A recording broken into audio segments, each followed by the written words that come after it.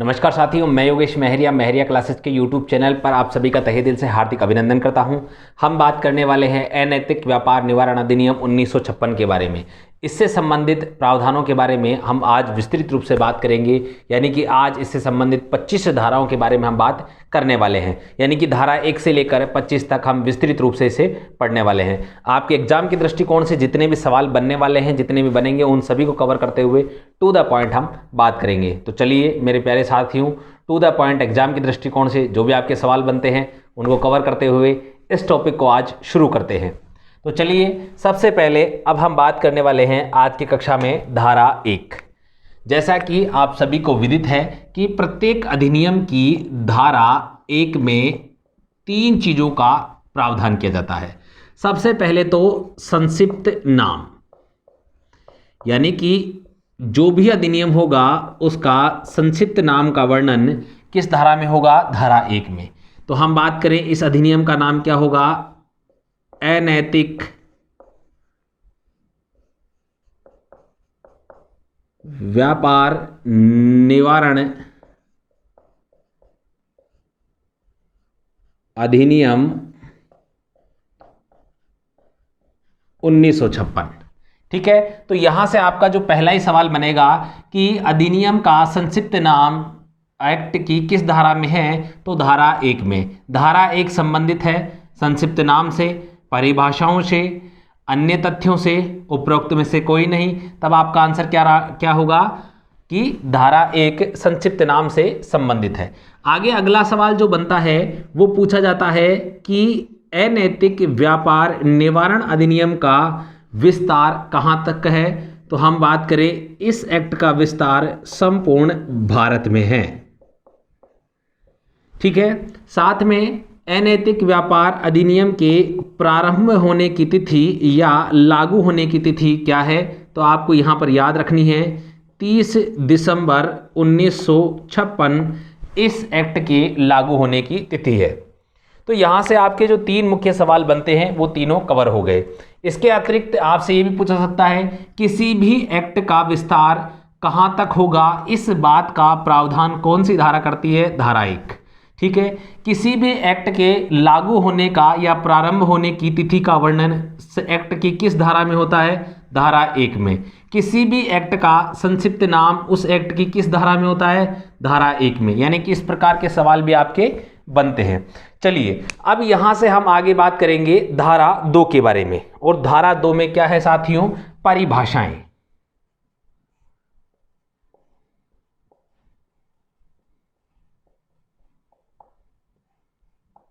यानी कि प्रत्येक एक्ट की धारा 2 में विभिन्न प्रकार की परिभाषाएं होती है उस एक्ट से संबंधित। अब यहां पर साथियों कुछ हम परिभाषाओं की बात करेंगे जो यहां पे हमारे लिए जानना इंपॉर्टेंट और इस एक्ट के अनुसार आवश्यक है। सबसे पहले तो इस एक्ट में हम कहें बालक, फिर हम बात करें अवयस्क,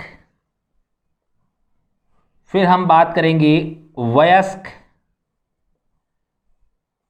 ठीक है, साथ में हम बात करेंगे वेश्या, फिर हम बात करेंगे वेश्यावृत्ति, वेश्यालय। यानी कि इन सभी परिभाषाओं का यहां पर प्रावधान किया गया है। तो सबसे पहले हम बालक की परिभाषा देखते हैं।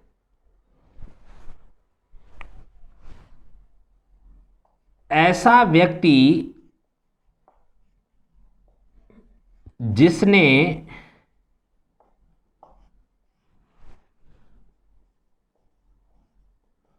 सोलह वर्ष की आयु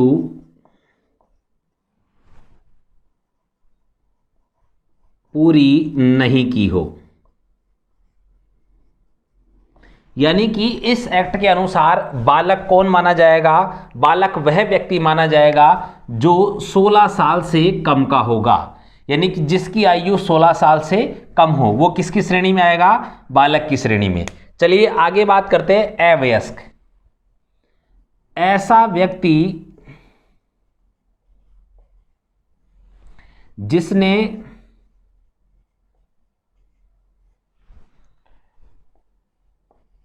16 वर्ष की आयु तो पूरी कर ली, लेकिन उसने 18 वर्ष की आयु पूरी नहीं की।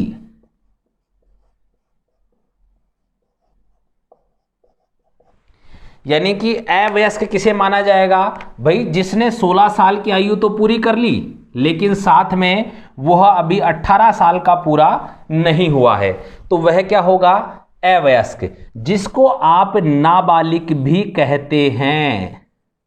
यानी कि जिसको हम नाबालिग के नाम से भी जानते हैं कि साहब ये व्यक्ति तो क्या है? नाबालिग है। नाबालिग कब है? अर्थात जिस भी व्यक्ति ने 18 वर्ष की आयु पूरी नहीं की है वह व्यक्ति क्या है? नाबालिग। लेकिन याद रखना, यदि उसने 16 वर्ष की आयु पूरी नहीं की है तो वो क्या माना जाएगा? बालक माना जाएगा। क्योंकि आपसे इसी एक्ट के संदर्भ में पूछा जा सकता है कि बालक है जिसने 15 वर्ष की आयु पूरी कर ली, जिसने 16 वर्ष की आयु पूरी कर ली, जिसने 16 वर्ष की आयु पूरी नहीं की, जिसने 18 वर्ष की आयु पूरी नहीं की।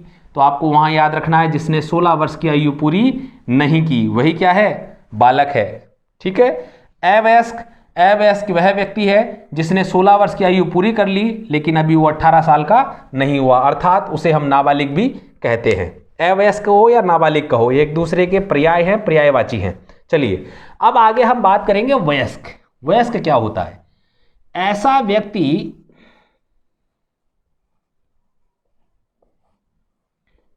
जिसने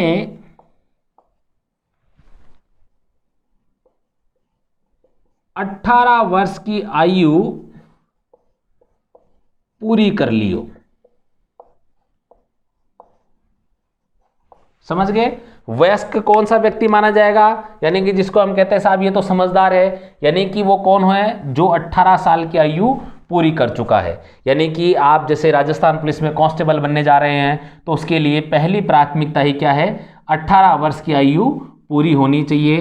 फिर आपकी जो है क्वालिफिकेशन वगैरह सारी चीज़ें यहाँ पर वर्णित की गई हैं साथियों। तो आपके सामने 3 परिभाषाएं हैं, आपको मुख्य रूप से इनके बारे में एग्जाम में आपसे यहाँ से सवाल पूछा जा सकता है, आपको याद रखना है।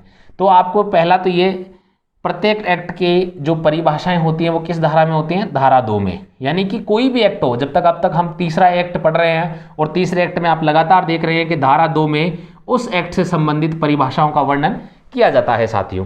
तो उम्मीद करता हूं यहां से जितने भी सवाल आपके बनते हैं साथियों कवर हो गए होंगे। तो चलिए फटाफट से इसका स्क्रीनशॉट ले लीजिए ताकि हम आगे इससे संबंधित वेश्यावृत्ति, वेश्यालय, सुरक्षागृह, इन सभी की परिभाषाओं को भी हम पढ़ने वाले हैं। तो जल्दी कीजिए।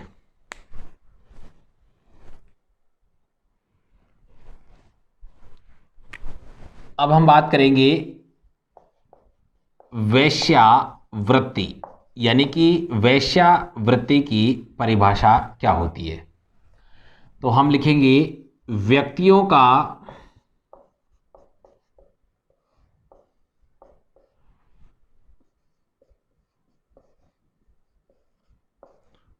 वाणिज्यिक प्रयोजनों के लिए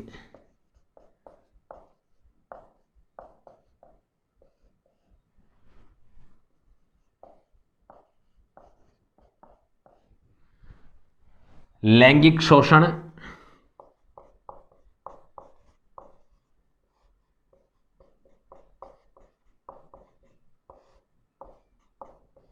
या दुरुपयोग करना।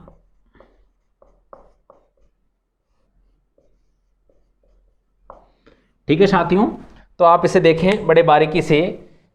इस परिभाषा में क्या है? वेश्यावृत्ति का अर्थ यहां पर क्या बताया गया, क्या परिभाषा है? व्यक्तियों का, कोई भी हो सकता है, महिला या पुरुष। व्यक्ति का मतलब ये होता है कि वो महिला भी हो सकता है, पुरुष भी हो सकता है। जैसे हमने बालक की परिभाषा में पढ़ा, ऐसा व्यक्ति तो वहां महिला भी हो सकती है और पुरुष भी हो सकता है। ठीक है, बालक की श्रेणी में दोनों आएंगे। यहां पर भी देखिए आप, व्यक्तियों के अंदर महिला पुरुष दोनों हो सकते हैं। वाणिज्यिक प्रयोजनों अर्थात व्यावसायिक प्रयोजन के लिए, ठीक है, व्यवसाय के रूप में किसी का लैंगिक शोषण करना या उसका दुरुपयोग करना उस व्यक्ति का क्या कहलाएगा? वेश्यावृत्ति कहलाएगा। ठीक है। और सामान्य रूप से हमारे सामने एक प्रश्न उठता है, वेश्या कौन है? तो मैं यहाँ आपको बता दूँ, वेश्या वही वेश्या की परिभाषा के अकॉर्डिंग यहाँ पर जो बात बताई गई है वो ये है कि जो धन के बदले, किसी लाभ के बदले अपने शरीर को किसी अन्य व्यक्ति के समक्ष जो है समर्पण कर दे, सौंप दे, मैथुन करने के लिए, तो वही स्त्री या पुरुष क्या होगा, हम बात करें ऐसा व्यक्ति क्या होगा, वेश्या कहलाएगा। ठीक है। तो और ऐसा करने वाले जो लोग हैं, ये जो इस प्रकार का जो व्यवसाय है वो क्या कहलाएगा, वेश्यावृत्ति कहलाएगा। चलिए आगे हम इसकी एक और परिभाषा है, यानी कि वेश्याग्रह क्या है। ठीक है। अगली परिभाषा धारा 2 के अंतर्गत दी गई है, वेश्याग्रह ऐसा कोई घर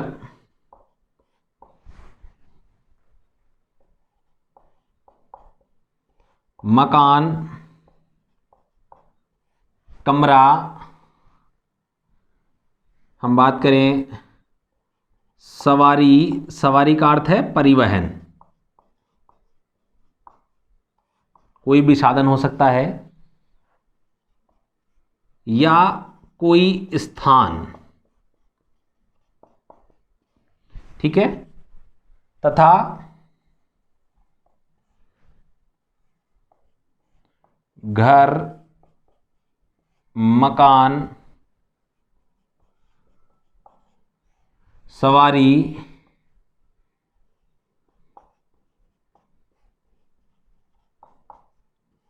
कोई स्थान का कोई भाग जहां वेश्यावृत्ति की जाती है।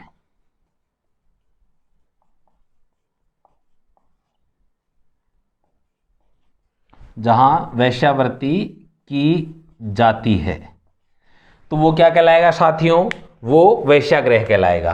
अर्थात जैसा कि परिभाषा आपके सामने सीधा सा है, कोई घर भी, कोई भी घर हो सकता है, कोई भी मकान हो सकता है, और इनके अंदर कोई भी कमरा हो सकता है, साथ में कोई भी परिवहन, किसी भी प्रकार का परिवहन हो सकता है, पर्सनल गाड़ी हो सकती है, प्राइवेट गाड़ी हो सकती है, कोई भी, ठीक है, कोई स्थान भी हो सकता है, यानी कि कोई भी स्थान विशेष, जंगल वगैरह, यानी कि स्थान में अब आपको पता है सारी चीज़ें आ गई यहाँ पर। कोई कह सकता है कि साहब यहाँ पर तो जो है समुद्र का वर्णन नहीं है, मैं तो नाव पर था, तो नाव किस में आ गया, परिवहन में आ गया। ठीक है, ये समुद्र हो गया, जंगल हो गया, हाईवे हो गया, कोई भी स्थान, ठीक है, तो यहाँ पर स्थान विशेष जो चीज़ है सभी को कवर करती है फिर। ठीक है, या फिर इनका कोई भाग, इन सब का क्या होगा, कोई भाग जहां पर वेश्यावृत्ति की जाती है, तो ऐसा स्थान क्या कहलाएगा, वेश्याग्रह की श्रेणी में आएगा साथियों। तो उम्मीद करता हूं यहां से आपकी ये दोनों परिभाषाएं समझ में आ गई होंगी, और यदि एग्जाम में आपसे पूछी जाएंगी तो उम्मीद करता हूं आप एकदम सही और सटीक उत्तर दे पाएंगे। मेरा उद्देश्य आप तक सही और सटीक जानकारी पहुंचाना है, जिससे एग्जाम में आप जितने भी सवाल बनते हों उन सभी को सही कर सके साथियों। तो चलिए, ये दो परिभाषाएं हो गई, तो फटाफट से आप इसका स्क्रीनशॉट ले लीजिए ताकि हम दो और परिभाषाओं के बारे में बात कर सके।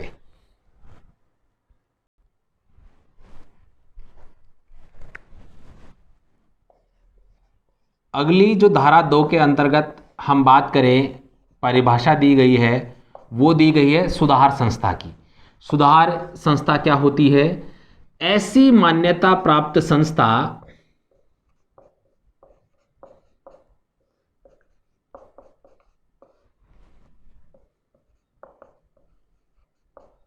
ऐसी मान्यता प्राप्त संस्था जिसकी स्थापना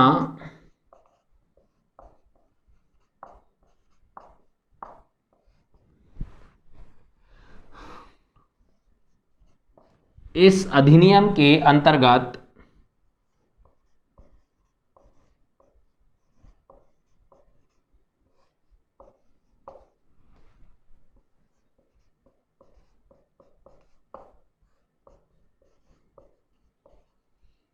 निरुद्ध किए गए, निरुद्ध यहां आप लिख लीजिए, किए गए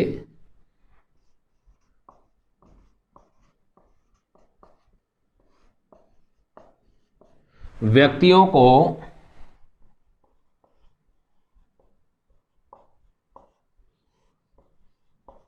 सुधारने के लिए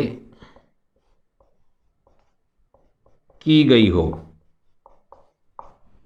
ठीक है, तो देखिए साथियों, सुधार संस्था ऐसी मान्यता प्राप्त संस्था, यानी कि उसको सरकार से मान्यता प्राप्त होनी चाहिए और जिसकी स्थापना इस अधिनियम के अंतर्गत जितने भी लोगों को निरुद्ध किया जाएगा, जितने भी लोगों को पकड़ा जाएगा और जो समाज की मुख्य धारा से जुड़ना चाहते हैं उन व्यक्तियों को क्या किया जाएगा, सुधारने के लिए इस संस्था की, सुधार संस्था की स्थापना राज्य सरकार द्वारा की जाएगी। ठीक है, तो चलिए आगे हम बात करते हैं संरक्षा गृह।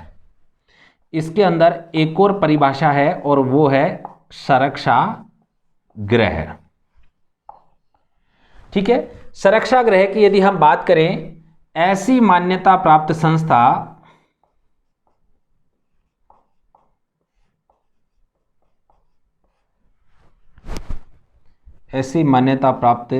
संस्था जिसकी स्थापना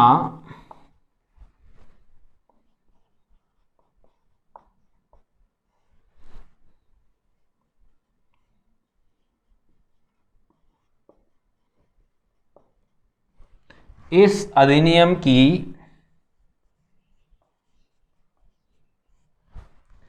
धारा 21 के अंतर्गत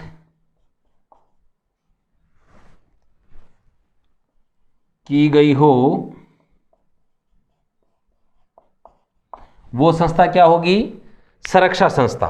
ठीक है, यानी कि ऐसे हम बात करें वेश्यावृत्ति करने वाले ऐसे लोग जिनको सुरक्षा में किसी की निगरानी में रखा जाएगा, तो ऐसी संस्थाओं की स्थापना राज्य सरकार द्वारा की जाएगी जो सरकार से मान्यता प्राप्त होंगी और जिनकी स्थापना का प्रावधान इस अधिनियम की धारा 21 में किया गया है साथियों।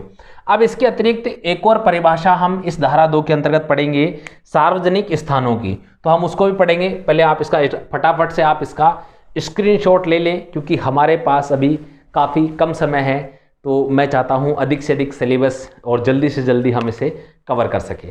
तो आप फटाफट से इसका स्क्रीनशॉट ले लीजिए ताकि हम सार्वजनिक संस्था के बारे में, सार्वजनिक स्थानों के बारे में हम बात कर सकें। अब हम इस अधिनियम के अंतर्गत सार्वजनिक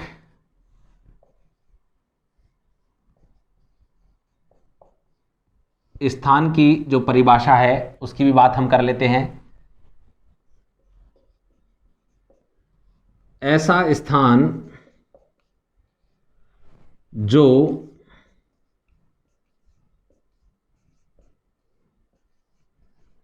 जनता के प्रयोग के लिए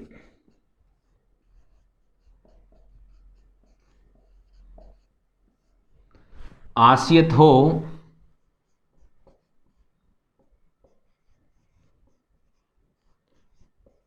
जिस तक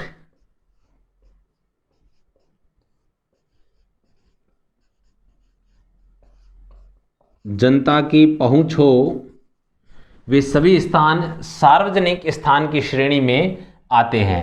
जैसा कि हम बात कर सकते हैं, आपके सामने मुख्य रूप से जो डेफिनेशन है उसके अकॉर्डिंग आप देखें, ऐसा स्थान जो जनता के प्रयोग के लिए आश्रित हो, यानी कि ऐसा स्थान जो जनता के प्रयोग के लिए सभी लोगों के इस्तेमाल के लिए बनाया गया है। ऐसे बहुत सारे इस्तेमाल हैं जिसको हम सार्वजनिक स्थलों के रूप में जान सकते हैं। मुख्य रूप से यदि आप देखें तो बस अड्डे, रेलवे स्टेशन, आम बात करें आपके जो हाईवेज़ हैं वो सभी के इस्तेमाल के लिए होते हैं। साथ में हम बात करें रोड्स जो भी हैं वे सभी भी होते हैं। दूसरी चीज़, इसके अलावा आपका जो लोक परिवहन होता है, यानी कि आप जो हम बात करें स्लीपर कोचेज, बसेस हो गई, इसके अतिरिक्त आप देखें रेलवे हो गया। साथ में हम बात करें बहुत सारे गार्डन्स हो गए, सिनेमा हॉल हो गए, स्नानागार जो सार्वजनिक टॉयलेट वगैरह जो सरकार के द्वारा निर्माण किया जाता है। ऐसी बहुत सारी चीज़ें हैं, बहुत सारे स्थान हैं जो सार्वजनिक स्थानों के अंतर्गत आते हैं साथियों।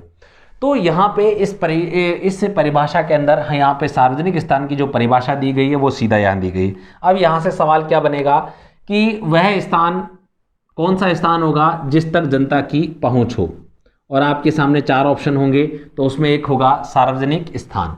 ठीक है, तो बहुत ही सिंपल सवाल है, हालांकि का ज़्यादा कोई मुश्किल नहीं है।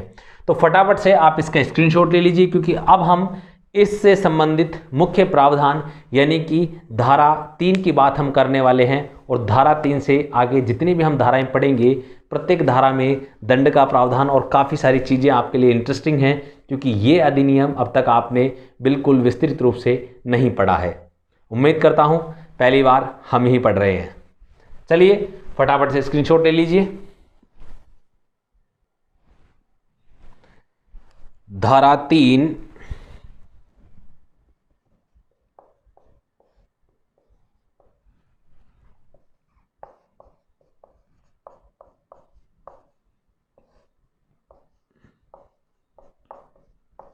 वेश्यागृह चलाने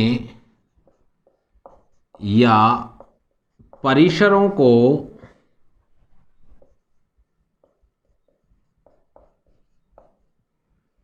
वेश्यागृह के रूप में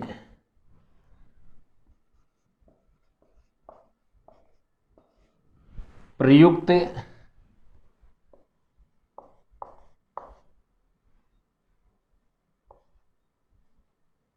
करने देने के लिए दंड। आगे हम बात करें इसमें किस व्यक्ति को दंड मिलेगा। कोई व्यक्ति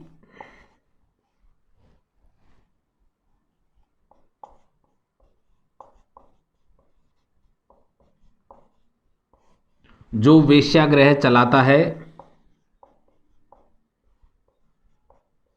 या उसका प्रबंधन करता है।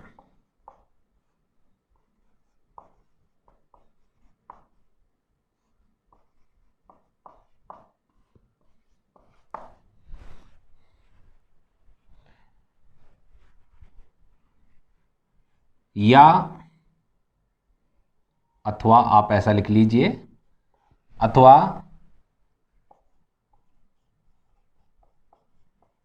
वेश्यागृह या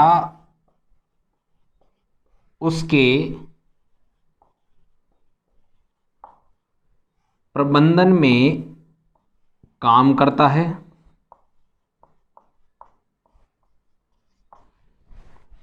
या सहयोग या सहायता करता है।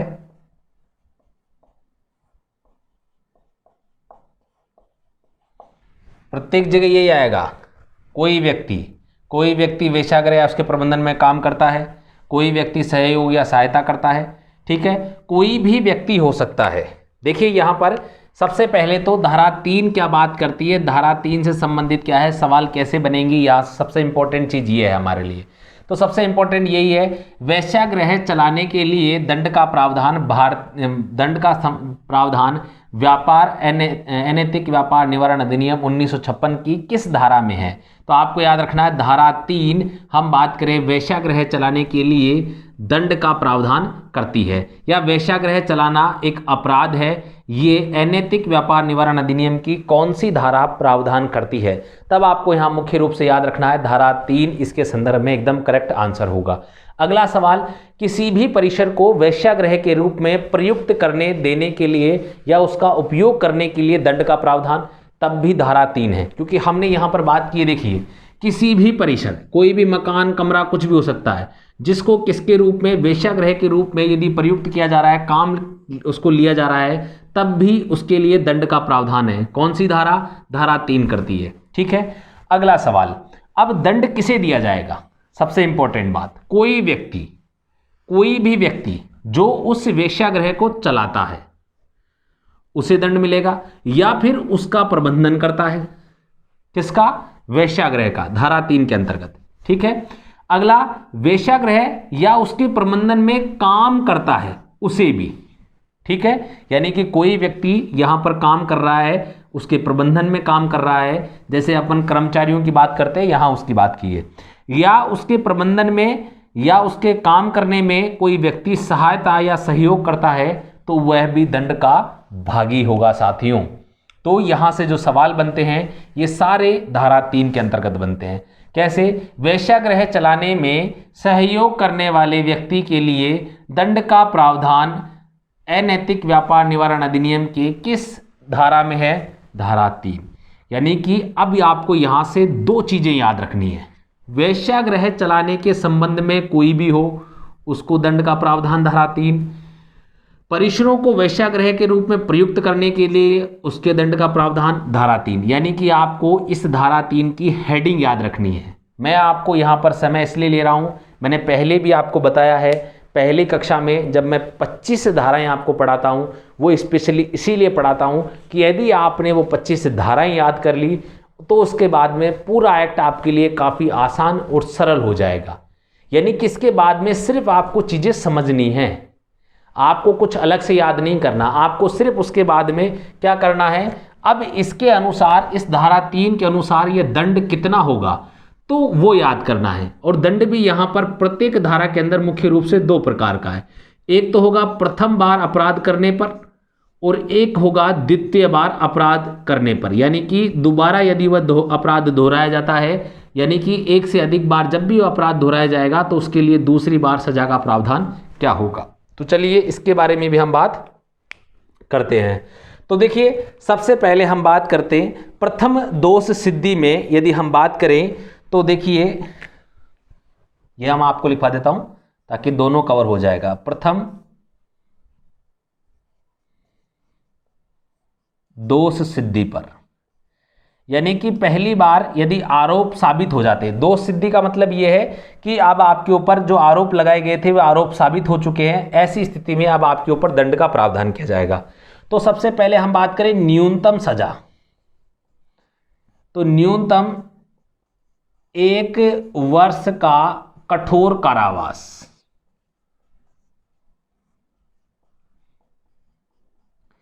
अब यानी कि धारा 3 के अनुसार दंड क्या दिया जाएगा, जो व्यक्ति अपराध करेगा उसको न्यूनतम कम से कम 1 वर्ष और अधिकतम हम बात करें तो 3 वर्ष का कठोर कारावास। ठीक है, और साथ में प्लस 2000 रुपए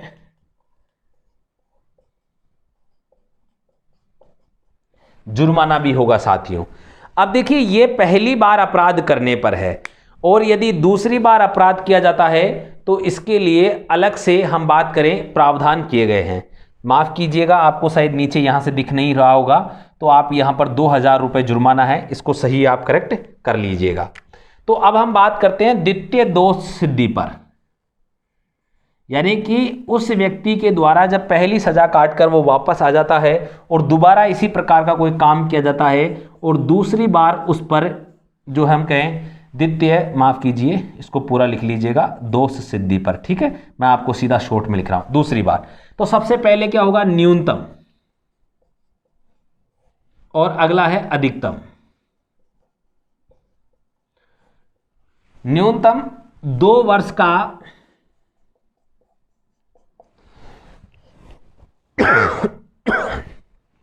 कठोर कारावास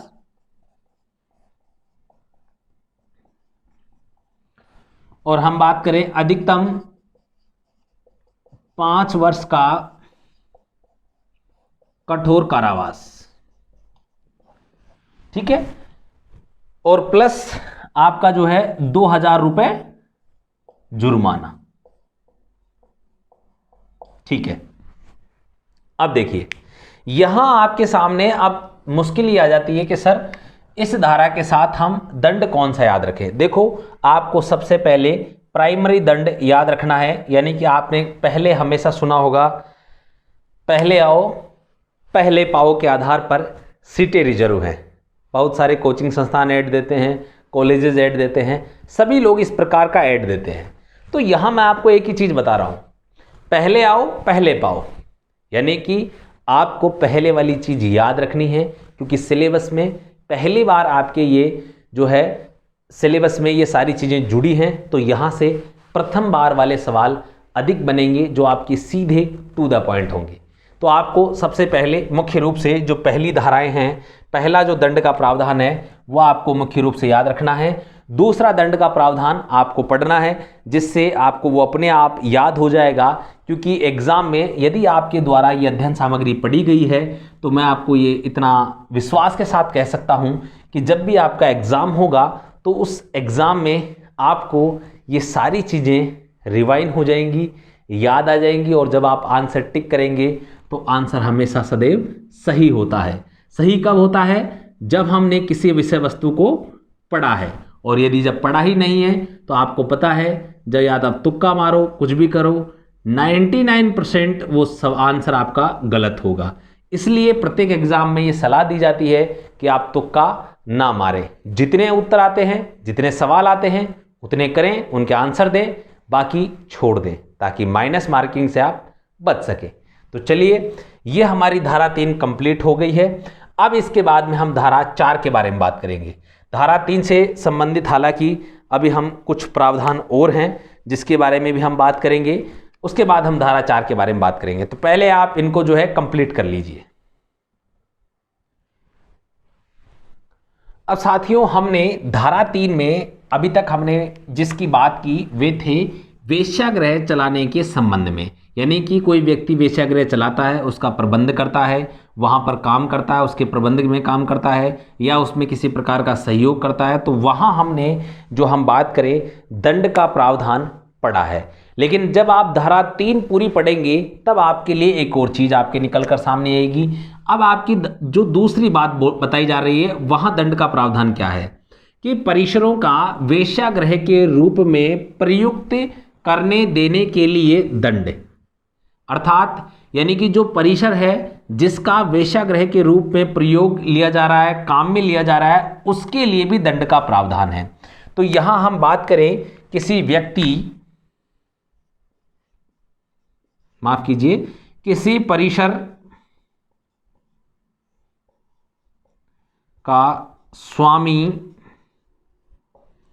भूस्वामी,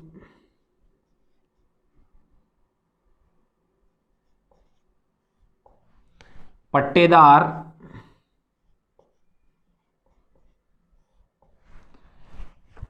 अधिभोगी,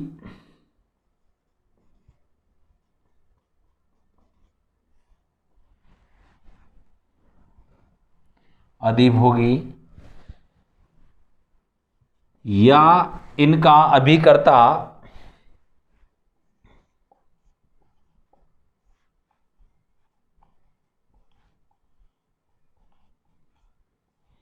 अर्थात एजेंट। कई बार अपन मकान देते हैं, एजेंट के माध्यम से हमने किसी को रेंट पर दिया, ठीक है, तो वो चीज है अभिकर्ता। ये कोई भी व्यक्ति है ऐसे परिसर को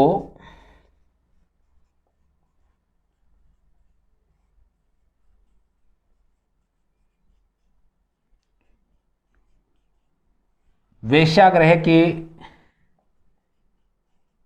रूप में काम में लेगा,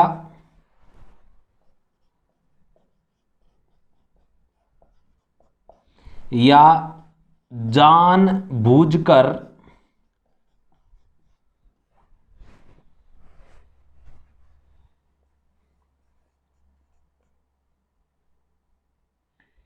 किसी को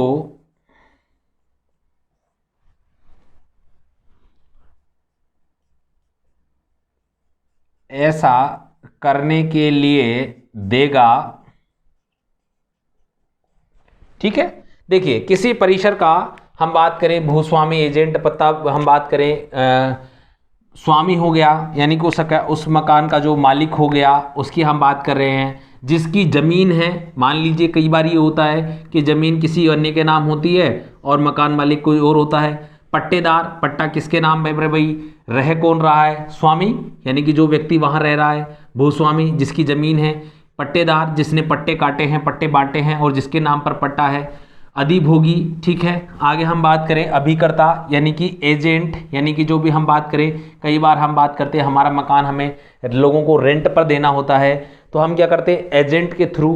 कई बार आपने देखा होगा, हमने फ्लैट जब हम रेंट पर लेते हैं बड़ी सिटियों में, तो हमें क्या होता है, एजेंट के माध्यम से वो चीज़ें हमें दिखाई जाती है। और यदि उस स्थान पर ऐसा कोई काम किया जाता है तो आपको यहाँ याद रखना है, जिस व्यक्ति ने रेंट पर दिया है या जो व्यक्ति वहाँ ऐसा काम कर रहा है उनके लिए दंड का प्रावधान है। अब मान लीजिए खुद स्वामी ऐसा काम कर रहा है तो इसे दंड होगा, भूस्वामी होगा तो उसे मिलेगा, जो पट्टेदार है यदि वो ऐसा काम करता है तो उसके लिए दंड का प्रावधान, या एजेंट को इस बारे में जानकारी थी कि यहाँ पर ऐसा काम होगा और उसने ऐसे जानबूझकर ऐसे लोगों को ऐसा कार्य करने के लिए जो है इस परिसर की अनुमति दी, या इस परिसर के किसी भी भाग पर, जरूरी नहीं है कि पूरा ही हो, किसी भी भाग पर ऐसा काम करने के लिए।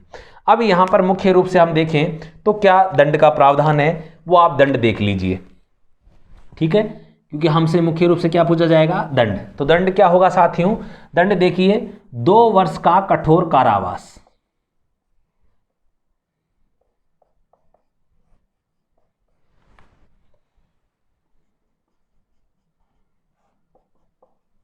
प्लस 2000 रुपए